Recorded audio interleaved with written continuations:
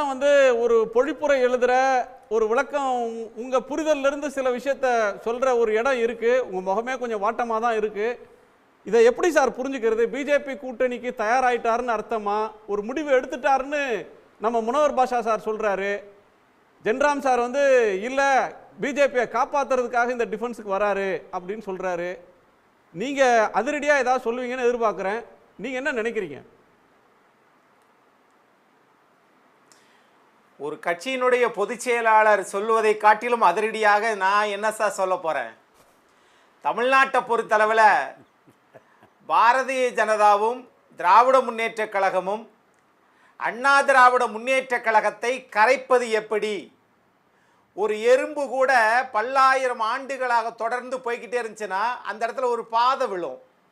அது மாதிரி தான் மத்தியில் ஆட்சி செய்யக்கூடிய பாரதிய ஜனதா தன் தலைமையில் தமிழ்நாட்டில் 67க்கு பிறகு மத்தியில் இருக்கக்கூடிய ஒரு ஆட்சி, ஒரு கட்சி தமிழ்நாட்டை ஆள வேண்டும் என்று பாரதிய ஜனதா துடிக்கிறது.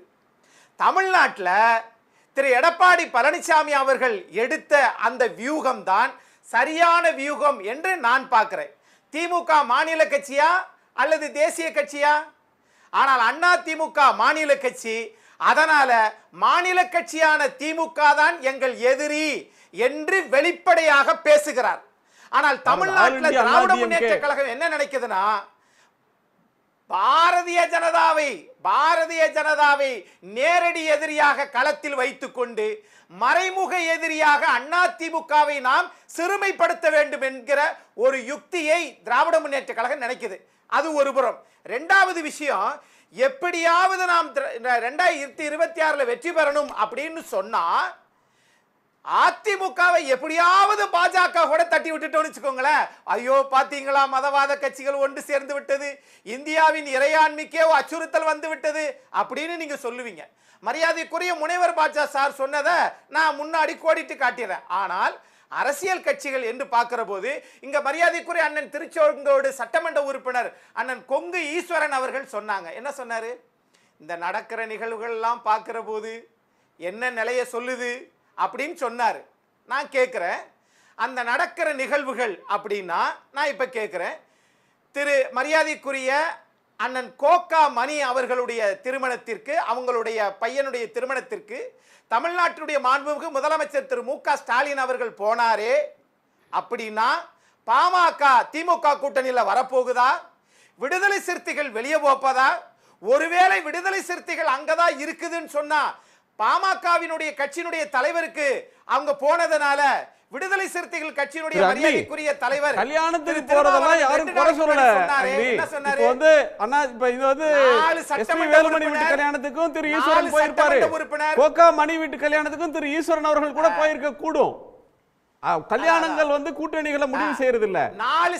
பிரஸ் மீட்ல வெளிப்படையாக திரு எடப்பாடி பழனிசாமி அவர்கள் சொல்றாரு, அதாவது திமுக தான் எங்க எதிரி, மற்றவங்களோட சேருவதற்கு தயார் அப்படின்ற ஒரு சமிக்ஞையா சொல்றாரு. பிஜேபியோட சேருவீங்களா அப்படின்னு நேற்றைக்கு வரை கேட்கும்போது, நேற்று வரை அவரிடம் கேட்டபோது என்ன சொன்னார்னா, ஏன் சார் திரும்ப திரும்ப இதை கேட்குறீங்க, ஏன் எங்களை வந்து நீங்க கொச்சைப்படுத்துறீங்க, நாங்க ஒரு முடிவு எடுத்துட்டோம், பிஜேபியோட கூட்டணி இல்லை, திரும்ப திரும்ப எங்களை கேள்வி கேட்டு எங்க நம்பகத்தன்மையை கேள்விக்குள்ளாக்குறீங்க என்று கேள்வி கேட்டவர்களை பார்த்து சீறினார் திரு எடப்பாடி பழனிசாமி.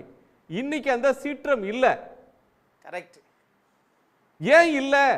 நிலைப்பாடு மாற்றமா? இதெல்லாம் ஒரு நிலைப்பாடு மாற்றம் இல்ல சார், ஒரே நிலைப்பாடு தான். பாரதிய ஜனதாவுடன் கூட்டணி இல்லை என்று நீங்க பேசினா ஏன் பேசலன்னு கேக்குறீங்க, பேசினா என்ன தயக்கம்னு கேக்குறீங்க, அப்புறம் என்னதான் பேச சொல்றீங்க தமிழ்நாட்டுடைய மாண்புமிகு எதிர்க்கட்சி தலைவரா? ஆனால் இன்றைக்கு திராவிட முன்னேற்ற கழகத்தினுடைய கூட்டணி கட்சிகளும் திமுகவும் என்ன செய்தது என்பதை யாரும் கேட்க மறந்துடுறாங்க. அத்திக்கடவு அவிநாசி திட்டம் கொண்டு வந்தது யாரு? அண்ணா திமுக. அதெல்லாம் இன்னொரு நாள் பேசலாம் சார். காவேரி சிறப்பு வேளாண் மண்டலம், அக்னி காவேரி முல்லை பெரியாறு கச்சத்தீவு சேலை உருட்டாலை இரும்பாலை திமுக ஆட்சி என்ன நினைக்கிறாங்க? அண்ணா திமுக மேகதாடு இதெல்லாம் நிறைய இருக்கு, அதெல்லாம் பிறகு பேசிக்கலாம், இன்னொரு நாள் பேசுற விஷயம்.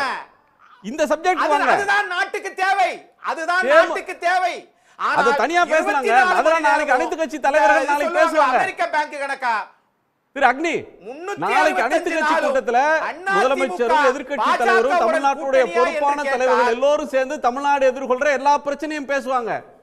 இன்னைக்கு எதிர்க்கட்சி தலைவர் சொல்லி இருக்கிற கருத்துக்கு முனவர் பாஷா ஒரு இன்டர்பிரேஷன் சொல்றாரு, திரு ஜென்ராம் இன்னொரு இன்டர்பிரேஷன் சொல்றாரு. ஒரு நிர்பந்தத்துல இருக்கிறாரு, அது என்ன நிர்பந்தம்ன்றது சில நாட்கள்ல வெளிப்படும்னு திரு ஈஸ்வரன் ஹிண்ட் பண்றாரு. உங்க கோணத்தை அதுல இருந்து கொஞ்சம் ஃபர்தரா கேட்டேன்.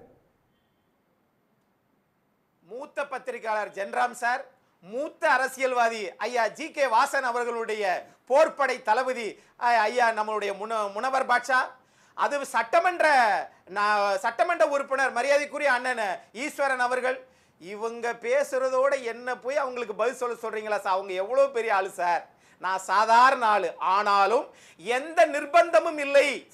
அந்த நிர்பந்தத்துக்கு அடிபணியவராக இருந்திருந்தால் இருக்கட்டும், அடிபணியவராக இருந்திருந்தார் இந்த கிண்டியில இருந்த இதுல வந்து சேர்த்துக்கணும்னு சொல்லும்போது ஏன் சேர்க்கலைங்க?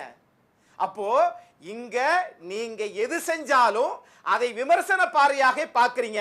ஆனால் இதை அப்படியே இந்த கனலை எரிய விட்டு 2026 நாம திராவிட முன்னேற்ற கழகம் ஆட்சிக்கு வந்துடணும் அப்படின்ற நோக்கத்திற்காகவே இந்த ஊதி பெருசாக்கக்கூடிய வேலையை தொடர்ந்து எந்த கனலை எரிய விட்டு இப்ப ஹிந்திக்கு பேசுறாரு, ஆரியம் பற்றி கூட பேச வந்துட்டார். ஆர்.என். ரவி வந்து இதுவரையும் ஆரியம் மட்டும் தான் பேசாம இருந்தாரு, காரல் மார்க்ஸ் பேச ஆரம்பிச்சிட்டார் திரும்ப.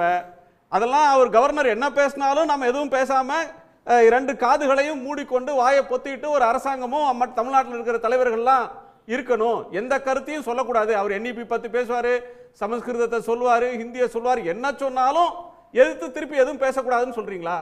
அப்படி பேசினா அது கனல் மூட்டினது ஆயிடுமா?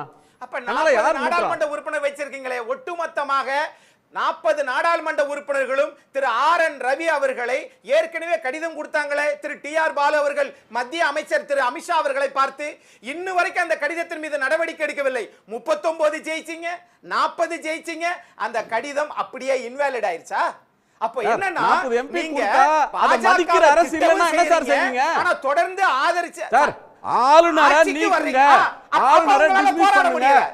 அப்ப உங்களால முனையில நடக்குது சார் இந்த போராட்டம். உங்களால போராட முடியல. திமுகவினால சட்டமன்றத்தில் ஆளுநர் வரம்பு மீறுகிற போது, ஆனால் திரு எடப்பாடி பழனிசாமி இல்ல திரு அக்னி சட்டமன்றத்தில் ஆளுநர் வரம்பு மீறும் போது சட்டமன்றத்திலேயே கண்டிக்கிறாங்க. அவர் பேசினது எல்லாமே ஆஃப் தி ரெக்கார்ட், அது எதுவும் ரெக்கார்ட்ல ஏறக்கூடாதுன்னு அங்க கண்டிக்கிறாங்க.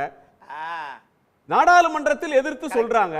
சட்ட போராட்டம்னு ஒன்றை கவர்னர் ஒப்புதல் தரலன்னா சுப்ரீம் கோர்ட்ல போய் அந்த முயற்சிகளையும் பண்றாங்க. வீதியில நின்று ஆளுநருக்கு எதிராக முழக்கம் பண்றதையும் செய்யறாங்க. வேற என்ன ஜனநாயகத்தில் செய்ய முடியும்? கரெக்டா சார், குணா சார் 100% உங்களுக்கு நன்றி, கோடான கோடி நன்றி. கரெக்டா சொன்னீங்க. ஆளுகிற கட்சியே திரு ஆர்.என். ரவியை மாத்த முடியவில்லையே, அப்படி என்றால் எதிர்க்கட்சிக்கு எவ்வளவு கொடைச்சல் கொடுக்கும்? உண்மையை ஒத்துக்கிட்டீங்களா சார்? ஏன்னா இது இங்கே திமுக அதிமுகவை அகற்ற வேண்டும். திமுக அதிமுக நல்லது செய்கிறது, ஒரு சில குறைகள் இருக்குது, அது நம்ம கடந்துருவோம். ஆனால் ஒட்டுமொத்த தமிழகம் நல்லா இருக்குது. திருப்பரங்குன்ற விஷயத்தை வந்து தீப்பந்தமா மாத்துறது யாரு? திமுகவா அதிமுகவா? பாஜக எடுக்குது. பாஜக தலைவரை வச்சுதானே நீங்க நாணய வெளியீட்டு விழாத்தை வச்சீங்க. தமிழ்நாட்டுடைய தலைமைச் செயலாளர் நீங்க என்ன சொன்னீங்க? மத்திய அரசு விழா. நீங்க சரி நன்றி. தமிழ்நாட்டுடைய தலைமைச் செயலாளர் நீ சப்ஜெக்ட் வர மாட்டீங்க. அக்னீஸ்வரர் இப்ப திமுக ஆயிட்டார் சார். அவரு எடப்பாடியார் வந்து நாளைக்கு ஜெயக்குமார் வந்து என்ன சொல்ல போறாரு? நான் இப்ப சொல்றேன் சார். சார் இத முடிச்சறேன் சார். மரியாதைக்குரிய அண்ணன் முனவர் பாட்ஷா அவர்கள் காங்கிரஸை விட்டுட்டு இப்ப பாஜகவா மாறிட்டார். சொன்னா உங்களுக்கு கோபம் வரும்ல? ஆகவே இங்கு தமிழ்நாட்டில் பாஜக கூட்டணியில இருக்கு சார். நான் அது இல்லன்னு சொல்ல, கூட்டணி தர்மத்துக்கு பேசுறாங்க சார். பாஜக கூட்டணியில இருக்கு, கூட்டணி தர்மத்துல பேசுறாரு அவரு. இப்ப வந்து நீங்க வந்து எடப்பாடியார் இன்னும் என்ன முடிவு எக்ஸாக்ட்டா எடப்பாடி பழனிசாமி அவர்கள் எடுத்திருக்கிறாரு அப்படின்ற ஒரு கிளாரிட்டி வர்ற வரையிலும் என்ன பேசுறது, என்ன ஸ்டாண்ட் எடுக்கிறது, என்ன கேட்கிறதுன்னு எங்களுக்கே ஒரு சின்ன குழப்பம் இருக்கு. நாளைக்கு ஜெயக்குமார் அதுக்கு ஒரு கிளாரிபிகேஷன் கொடுத்த பிறகுதான் உங்கள்கிட்ட உங்க குரல்ல இன்னும் கொஞ்சம் ஒரு காட்டம் வரும், தெளிவு வரும்னு நினைக்கிறேன். சார் எனக்கு எந்த தடுமாற்றம் இல்லை சார். நான் வந்து முன்னாள் சட்டமன்ற உறுப்பினரும் அல்ல, வருங்கால சட்டமன்ற உறுப்பினரும் அல்ல. இந்த நாட்டில் திராவிட கட்சிகள் எங்களுக்கு கல்வியை கொடுத்ததனால ஒரு வழக்கறிஞரா இன்னைக்கு இருக்கிறேன். அதுக்கு நன்றியா இருக்கிறோம். எனக்கு என்ன சார் தடுமாற்றம்? நான் 10,000 கோடி சொத்து சேர்த்து வச்சிருக்கேன். நாளைக்கு என் வீட்டில் அமலாக்கத்துறை ரைடா விட முடியும்? ஆகவே உங்க தயவு செய்து தந்தை காமராஜரை பத்தி தயவு செய்து நம்ம இன்னைக்கு பேச வேணாம். இன்னைக்கு மத்திய அரசு கொடுக்கக்கூடிய அழுத்தத்திற்கு நான் ஒண்ணு சொல்லவா, இலவச கல்வி காமராஜர் கொடுத்தாரு இருந்த ஆட்சி காலத்தை விட அது உண்மைதான். ஆனால் சார் நான் இல்லைங்கல. ஆனால் இடஒதுக்கீட்டின் அடிப்படையில் தந்தை பெரியார் படிச்சா உங்களுக்கு வேலையில தான் இடஒதுக்கீடு அது கூட பெருந்தலைவர் காமராஜர் அரசியல் சட்டத்தை முதல்ல திருத்த வச்சாரு. சொல்லி இடஒதுக்கீட்டை திராவிட இயக்கத்தோட வீழ்ச்சியா தான் சார் பாக்குறாங்க. காமராஜர் திராவிட இயக்கம் எங்கும் குறை சொல்லவில்லை. காமராஜர் வந்து கல்வியில பெருந்தலைவர் காமராஜர் இந்திய அரசியலமைப்பு சட்டத்தை முதல் திருத்தமே இடஒதுக்கீட்டுக்கு தான். ஓகே, அதுக்கு காரணமாக வீதியில் மக்கள் இயக்கத்துக்கு ஆதரவா காமராஜர் இருந்தார். அதெல்லாம் வரலாறு. இன்றைய பார்வை இன்னும் 10 ஆண்டுகளுக்கு விட்டுறாதீங்கன்னு சொன்னாரு. உடனுக்குடன் செய்திகளை தெரிந்து கொள்ள சன் நியூஸ் பெல் ஐகானை கிளிக் பண்ணுங்க.